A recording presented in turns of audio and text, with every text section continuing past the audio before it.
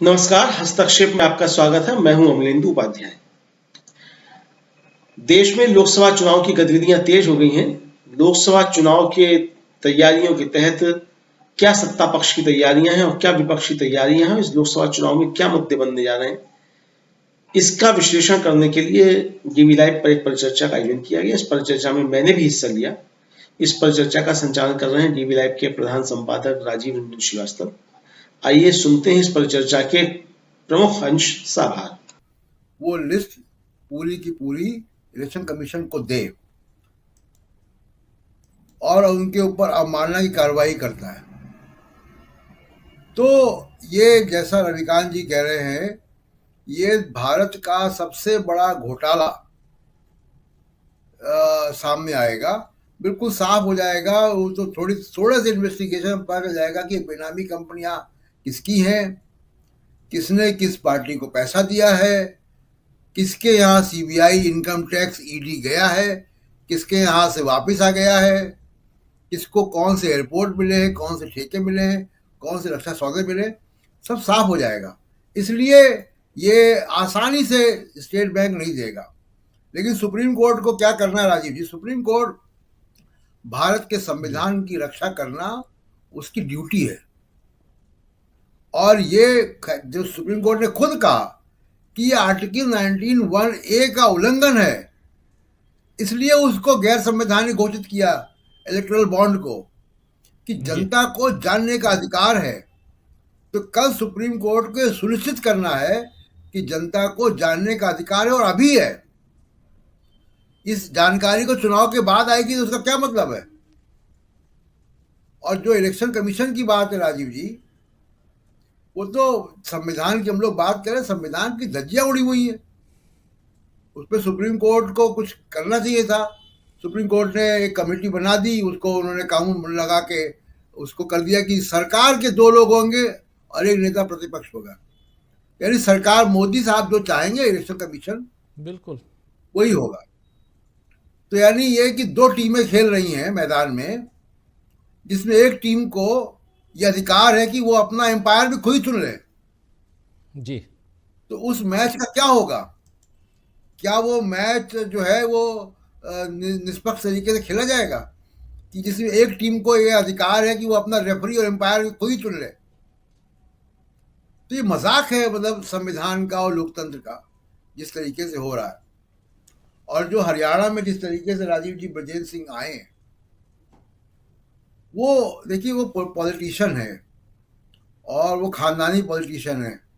अभी उनके ग्रैंडफादर के बारे में बता रहे थे, छोटू राम के ग्रैंडसन है वो। जी बिल्कुल। देखिए, उन्होंने 2-3 मुद्दे जो गिनाए हैं, पहलवानों का मुद्दा, किसानों का मुद्दा, इसका मतलब है कि उन्होंने ये देखा होगा कि अगर वो बीजेपी से चुनाव लड़ेंगे तो चुनाव हार जाएंगे। बिल्कुल। और आप देखिएगा उन्होंने कितनी बड़ी हिम्मत की है कि ईडी, सीबीआई, इनकम टैक्स के होने के बावजूद उन्होंने ये कदम उठा लिया। और मॉडल कोड ऑफ कंडक्ट लागू होने के बाद आप देखिएगा कैसी भगदड़ मचती है। भगदड़, बिल्कुल। और ये कि देखिए, आरएसएस शुरू से इस संविधान के खिलाफ रही है। 26 नवंबर 1949 को जब ये मौजूदा संविधान अडॉप्ट किया गया संविधान सभा में, तो 30 नवंबर 1949 को आरएसएस की मैगजीन ऑर्गेनाइजर में संपादकीय छपा, और उस संपादकीय में इस संविधान की जगह मनुस्मृति की वकालत की गई। और ये कहा गया कि मनुस्मृति को दुनिया भर में लोग तारीफ करते हैं। मनुस्मृति क्या है? जातिवार विभेद, मतलब आधुनिक समाज में उसको किसी भी प्रकार से स्वीकार नहीं किया जा सकता। डॉक्टर अंबेडकर ने तो मनुस्मृति की प्रतियां जलाई थी। जी। अब देखिए, डॉक्टर अंबेडकर जब संविधान बन गया, भारत का संविधान लागू हो गया, पार्लियामेंट में जब हिंदू कोड बिल आया, जिसमें महिलाओं को पैतृक संपत्ति में बराबर के अधिकार दिए गए, आरएसएस ने उसका पुरजोर विरोध किया, अपने ही घर की महिलाओं का विरोध किया। तो ये आरएसएस की कैरेक्टर है। मोदी साहब आरएसएस के उससे फैक्ट्री से निकले हुए व्यक्ति हैं, तो उनकी संविधान के प्रति आस्था क्या होगी वो आप आरएसएस का, गोलवलकर का, सावरकर का पढ़ के आप समझ सकते हैं कि मोदी साहब की संविधान के प्रति आस्था क्या होगी। अच्छा, अब संविधान, डॉक्टर अम्बेडकर ने एक बात कही थी और जो सही साबित हो रही है कि संविधान कितना भी अच्छा हो, अगर उसको लागू करने वाले लोग खराब होंगे तो संविधान बहुत खराब साबित होगा। अब आप लागू करने वालों को देख लीजिए कि एक संवैधानिक संस्था सुप्रीम कोर्ट का स्टेट बैंक इलेक्टोरल बॉन्ड के मामले में सरेआम अवमानना कर रहा है। कह रहा है जी हम नहीं दिखा सकते आपको, 6 तारीख की डेडलाइन निकल गई, सुप्रीम कोर्ट ने नई कोई डेडलाइन उनको नहीं दी है, आज भी वो 6 तारीख की डेडलाइन लागू है। तो संविधान को कहां आप लागू होते हुए देख रहे हैं? जिस तरीके से एजेंसियां जा रही हैं, जिस तरीके से फ्रीडम ऑफ प्रेस को, बोलने की आज़ादी पे प्रतिबंध है, अंकुश लगाया जाता है, किस तरीके के कानून पास किए जाते हैं। आप देखिए 370, मोदी साहब ने बड़ा प्रचार किया, अभी भी कश्मीर गए थे, प्रचार कर रहे थे 370 का। लगातार ये प्रचार आरएसएस की तरफ से और मोदी साहब की तरफ से होता रहा कि 370 हट जाएगा तो कश्मीर की सारी समस्याएं खत्म हो जाएंगी। क्या खत्म हो गई समस्याएं?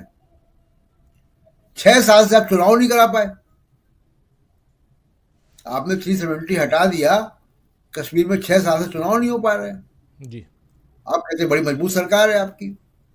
दरअसल मामला राजीव जी ये है कि इस वक्त ये 370 और 400 का तो नारा है, जैसा जयशंकर जी ने कहा कि अपने कार्यकर्ताओं को उत्साह बढ़ाने के लिए है। स्थिति बहुत खराब है और इसीलिए कभी टीडीपी के साथ हाथ मिला रहे हैं, कभी बीजेडी के साथ हाथ मिलाने की कोशिश कर रहे हैं, कामयाब नहीं हो रहे हैं, तमाम जगह इधर उधर जा रहे हैं।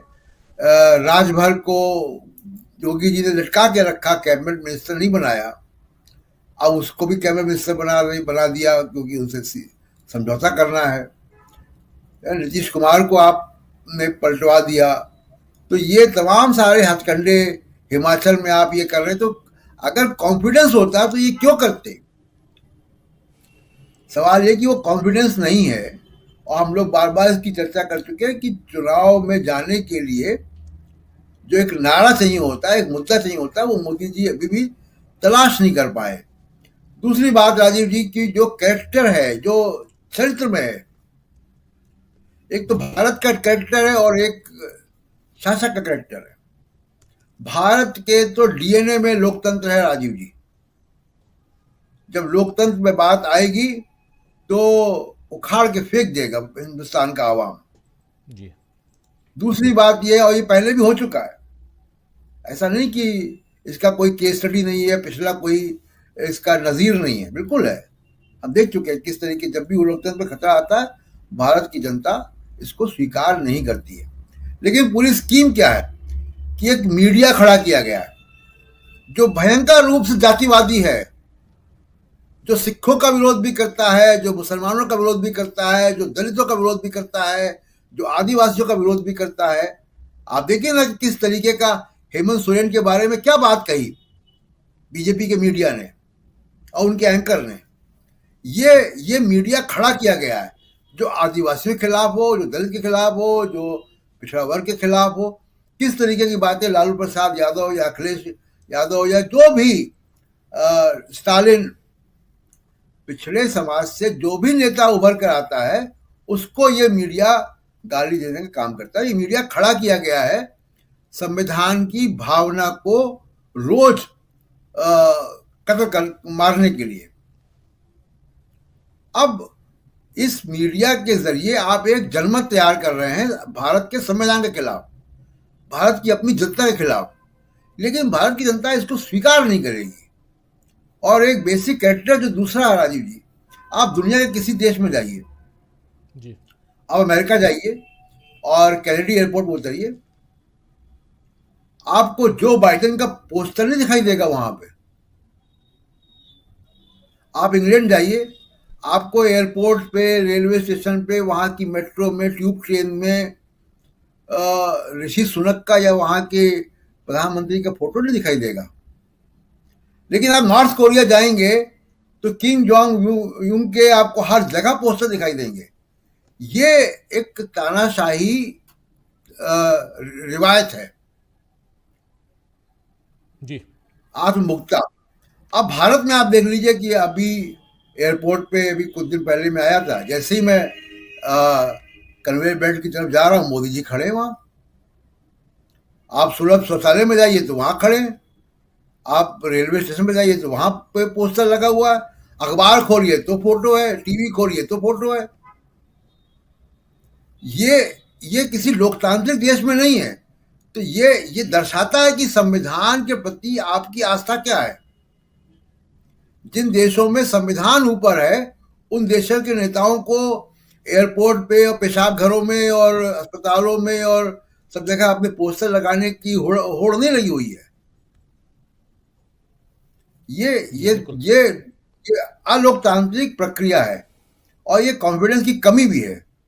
और ये कॉन्फिडेंस की कमी तभी आ रही है कि जो आपको फीडबैक मिल रहा। और एक आखिरी बात राजीव जी, अभी कांग्रेस ने कहा कि हम 6 लाख वैकेंसियां भरेंगे। 30 लाख, ये 6 लाख हैं, 30 लाख, 30 लाख, 30 लाख, सॉरी, हाँ 30 लाख। ये 30 लाख वैकेंसियां हो कैसे गई, पहली बात, और क्यों होने दी गई? सबसे बड़ा भुक्तभोगी कौन है इन 30 लाख वैकेंसियों में?